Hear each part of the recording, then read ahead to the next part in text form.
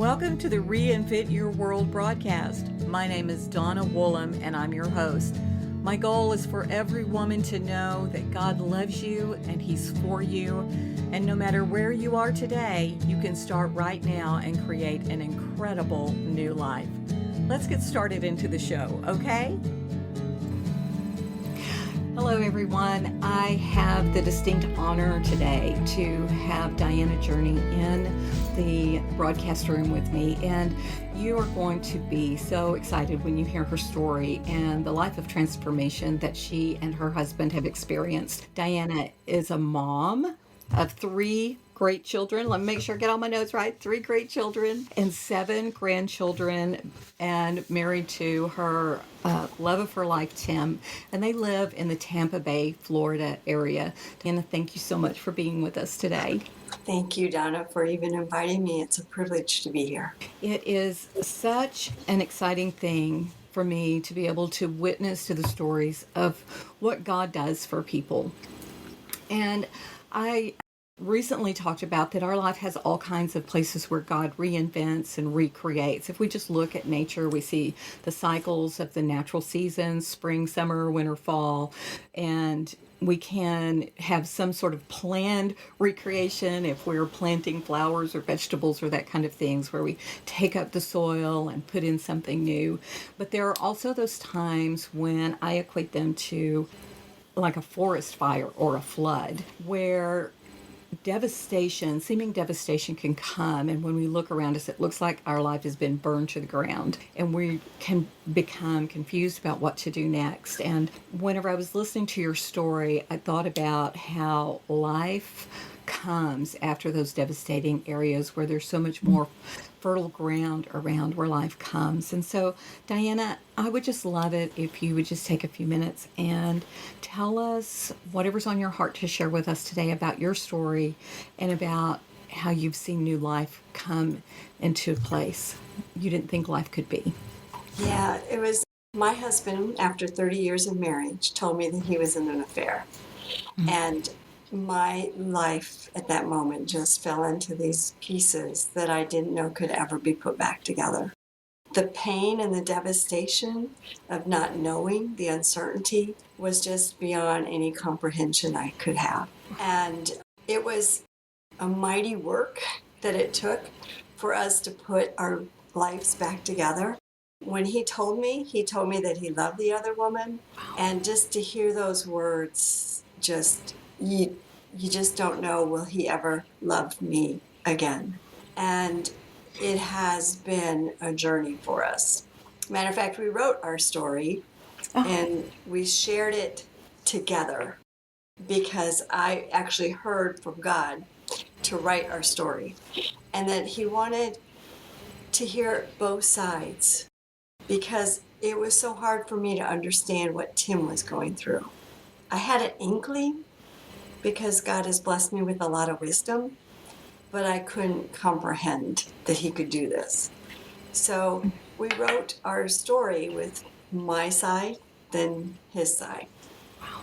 And it really, to me, even helped me, but I've had a lot of people tell me since reading it, oh my gosh, I didn't have a clue what my wife was going through, or I didn't have a clue what my husband was experiencing. And that's been just a big part of our journey. And that was only released last October. It took a while. It took a while. So, but it's just when you hear that news, when you have something so devastating, so painful, so unexpected happen, you can't see the future. And you can't see hope. So that's what we wanted to do with our book. That's what we wanted to do with our website, The Journey Through, and even the programs that we have for married couples who are going through infidelity, is there is hope. And I want people to know that. Well, that is so powerful. And I think that, on some level, married couples can have troubles all along the way, and they just really muddle through those. But then for that kind of news to come to you, I'm wondering, had there been any indications, or was it an absolute out of the blue shock to you? There had been, actually, on our 30th wedding anniversary, we had this trip of a lifetime. We went to Australia, and then we went to 2 islands in Fiji. And it was a wonderful trip.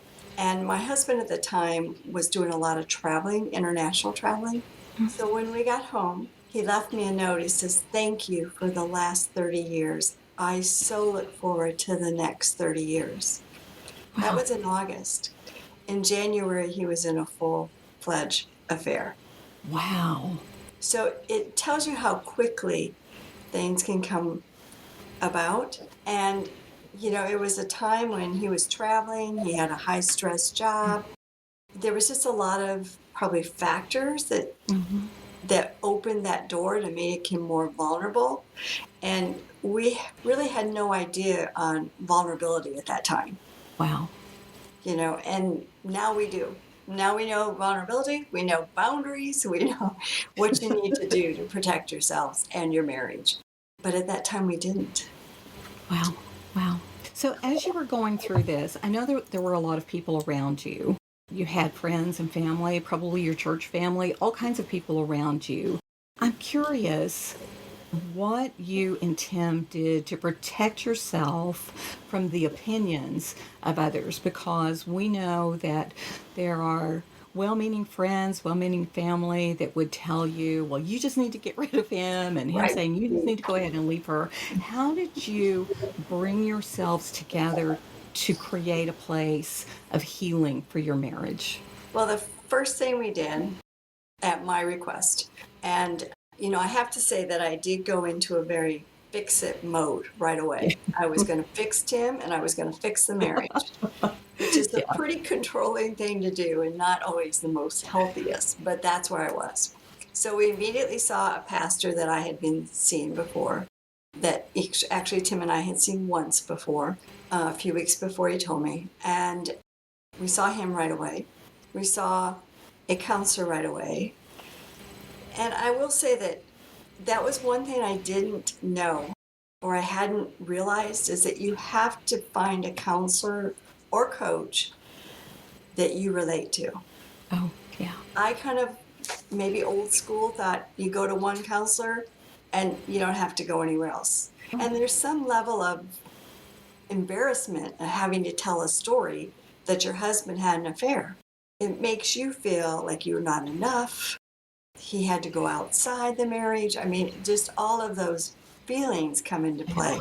And so it's embarrassing. And I didn't want to have to go to counselor after counselor till I found someone, or coach after coach till I found someone who I really related to and continue to tell my story. So I went to a counselor. She probably wasn't the best, but we stayed with her for a little bit. And I told only two friends. I didn't tell any family members. Wow. I didn't tell our children. I really, this is where I'm so blessed that God has given me wisdom, even though I don't always like the wisdom that I hear from him. It's like, but I knew that if I told my children then, I was not in a good place. I was Yeah. angry. I was in pain. I was hurting. And I would have come across like that to them. And I believe they would have followed my lead. Oh, yeah. And I didn't want them to judge their father. So I didn't tell them. I told two friends, only two friends that were strong Christians. Other than that, I did withdraw from most other friends, from my family, because I couldn't be around them, because I couldn't trust myself that I wouldn't blurt it out in a Yeah. moment of anger or pain or something. It would just come out. So I really did withdraw. My two friends that were Christians, I knew that they would pray for me. They often made suggestions. I will say that at that point, I also kind of withdrew from God. I couldn't read the Bible. Yeah. I couldn't attend the Bible studies I had been attending, but I knew they were praying for me. So, and it's funny because I did write in a journal every single night. At least once during the day, but at night in particular. And I always, always left a prayer for God in my journal. Take this away, Lord. Please guide me. Tell me what to do. All of that stuff. So I was saying the right stuff in my journal. But I really felt the minute I put the pen down, I took back control. Okay, I can do this myself, kind of thing. So Yeah. I tried to give it away, but I didn't give it away. Yeah. My biggest change was after Tim had told me of his affair. That's the day I did truly surrender. And, you know, we hear about surrendering all the time. Mm-hmm. I truly understand surrendering now, because it was a moment. I found emails again from the other woman. Wow. I remember reading them over and over, and within seconds, I fell to my knees, and I had the emails up in the air, and I said, Lord, take this from me. I can't Yeah. do this anymore. Yeah. And, you know, we have a faithful Father. It was like he came and wrapped his arms Yeah. around me. I felt his presence Wow. saying, Diana, I got you, girl, and Oh, you're going to be okay. So that is I'm, so powerful. it was, you know, I still get emotional telling it, Yeah. because I remember so much how faithful my father was to me that day. I love your vulnerability in this, Diana, where you're saying that, you know, you struggled in your day-to-day spiritual walk with the Lord, you know, and sometimes I think that people can look at a Christian person and say, well, they've got all their stuff together because, of course, God's on their side. And I even had a conversation with my grandson about the difference between how a Christian and a non Christian responds to difficulty. But I think that your vulnerability here, saying, you know, you struggled. You struggled in that area. I mean, you knew that God was there, but you had to find a way to be in that moment with him, but he did not withdraw from you. In fact, Right. he drew closer to you. So it sounds like that this, and I know obviously it was a period of months, a long time where you and Tim walked through this, and he was walking on his side.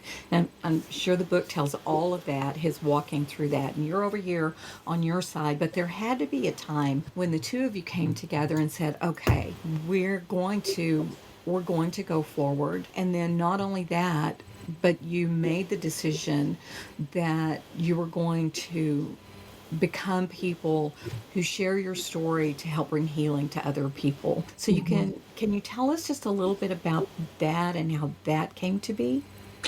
It actually happened that day that I surrendered, was our first step. Tim had been golfing and he came home. He knew that I found the emails from the other woman. And so he came home, and I say in the book, he expected to see what he had seen before. And that was either, because I was typically one of two, I was either the lion attacking him, how could you do this? Or the puddle on the ground that couldn't stand, Yeah. because it was too painful. That day he came home and he found a peaceful woman, and that's only by the grace of God. Wow. Only because God gave me that security. You're going to be okay, girl. I got you. Don't worry about it. Yeah. And so Tim came home. I remember I read the 3 emails that I had found to him. I said to him with so much peace, Tim, I love you. I love you, babe. But I can't do this anymore. Yeah.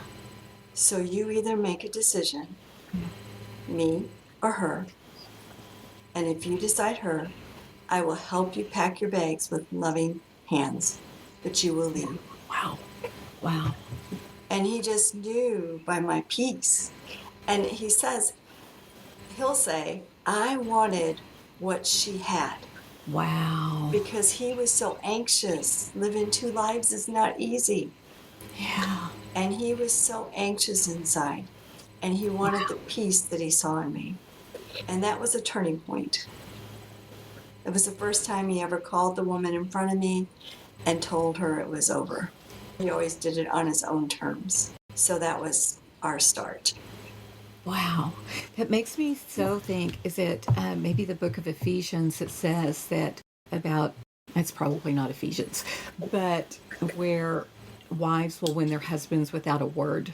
And that peace that came over you, that powerful peace of God that transformed everything in that moment. Wow, what a supernatural, powerful moment, and what a lesson for all of us who are let me take care of it kind of people. Yeah. Yeah.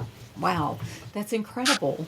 That's incredible. So you moved forward in that together. He made the decision he wanted to be with you, and you began to move forward. And now you have a coaching ministry business where you are working with couples who have gone through these kind of things. Could you tell us about that and how that works, and also about how people could reach out to you if they wanted some guidance and help? Okay, great. Thank you. Yes, Tim and I started what with Journey, kind of a play on our name too, since I'm Diana Journy. But we started that because we know there's hope.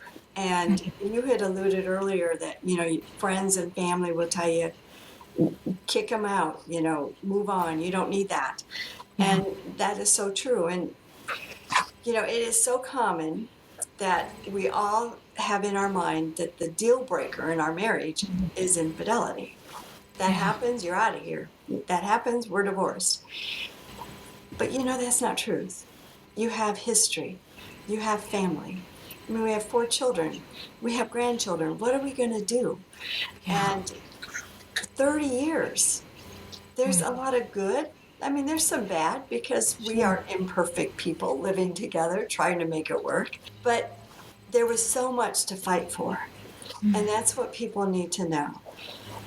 So we started our journey through, and we have different programs. We have the biggest program that we like to do with couples who are going through infidelity is a 3-day private in our home. We Wow. like to invite them, have them, and if you know anything about seminars or intensives, the reason we do that is because we need them to get honest, and we need them to become vulnerable and to break down all the walls that they've got up. And the best way to do that is face to face, and that's what we do. So that's where we have our best luck. People always ask us, how successful are you? We say we're as successful as our clients.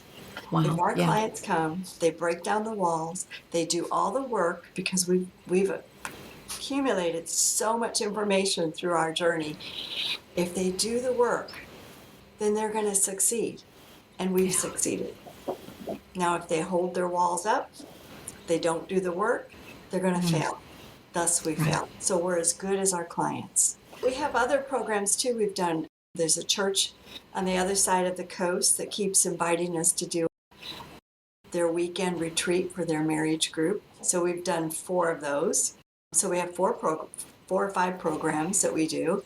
And then we do a church. Both of us lead support groups. I lead a support group for women who have been betrayed, broken, and beautiful.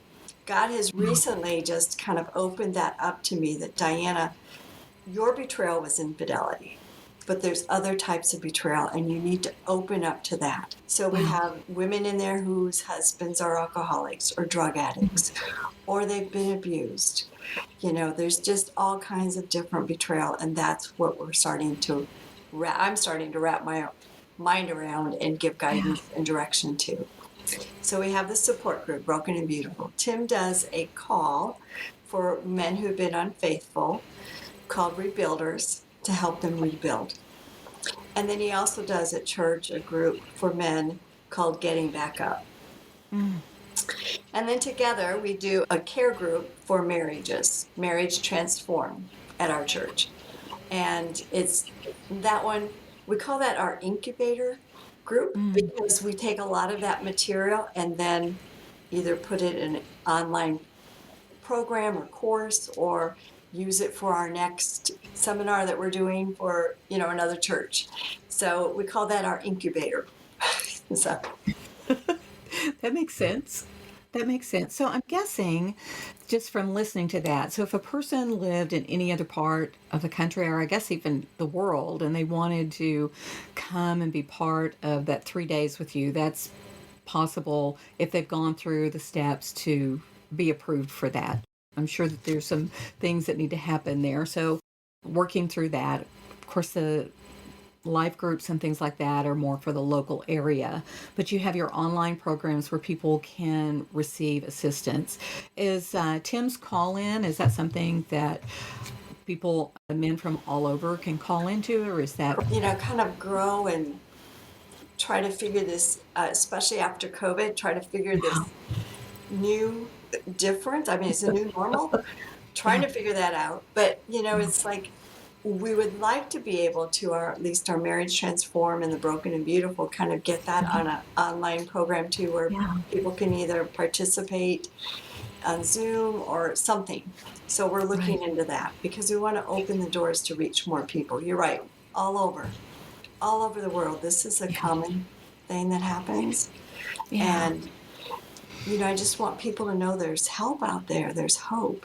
And you don't have to me, the biggest mistake I probably made was trying to go through it alone and not trusting God, number one, that he could heal it, and not trusting that there was people who would support me through it. This conversation is huge, and there are about 500 questions in my brain that I would love to ask you. So that maybe at another day we can take these individual pieces and talk about them more in depth. But for today, what I'd love is for you to just tell people how they can reach you. Of course, all of that will be in all the notes and available for people. But for that person who's not where they can just pop in and read something, what is the best way for people to get in touch with you if they would like some support or maybe want to get your information to a friend or family member? Well, we have the website, and that's www.thejourneythrough.com. That's the one Tim and I have together. I do have my own website. That's www.dianajourny, Journy, because that's how our spelling of our last name is, .com. And they can also email us, either Diana at The Journey Through, Tim at The Journey Through, or, we do have a phone number. They can call us. Actually, call and talk to a real life person. Okay, that's great. And Diana, as we're finishing up today, if you were going to give a piece of advice that you wish you had known in the beginning of all of this, that could have helped you through the process. And of course, we all come through the different steps, and each piece is important for our healing. But if a piece of advice or a word of wisdom, or maybe something that the Lord said to you that you wish you had heard in the beginning, what would that be? Well, I think the best advice is don't rush into any decision, because that is our tendency, to rush right in there and make a decision. Time is on our side. And I know when someone's going through it, they don't want time. I remember I read, my first book I read on infidelity said healing took 2 to 5 years. And I really took that book and threw it across the room. And said, I don't have 2 to 5 years. But what I didn't realize is that the pain gets a little softer over time. And so while it's still painful 2 years later, it's not the pain that you're experiencing when you first found out. So give it some time. Don't be afraid of time. That's powerful. Don't be afraid of time. So powerful. Thank you, Diana, for being so vulnerable and so honest, and as such a witness and example that you can meet something like this in your life and you can come through in a beautiful, strong way. Thank you so much for sharing your story today. Oh, thank you for having me and asking me to share. It's really a privilege. Thank you so much for joining us today. I really hope that something that you heard helped you to be encouraged and inspired. And in fact, if it has, would you do me a favor? Would you please just share this with a friend of yours? And join me over on social media on Facebook and Instagram. Well, wherever you are, I'm probably there too. But be sure and go to the website donnawoolham.com and grab the free resources that we have for you. Thanks again, and have a wonderful Living at My Best day.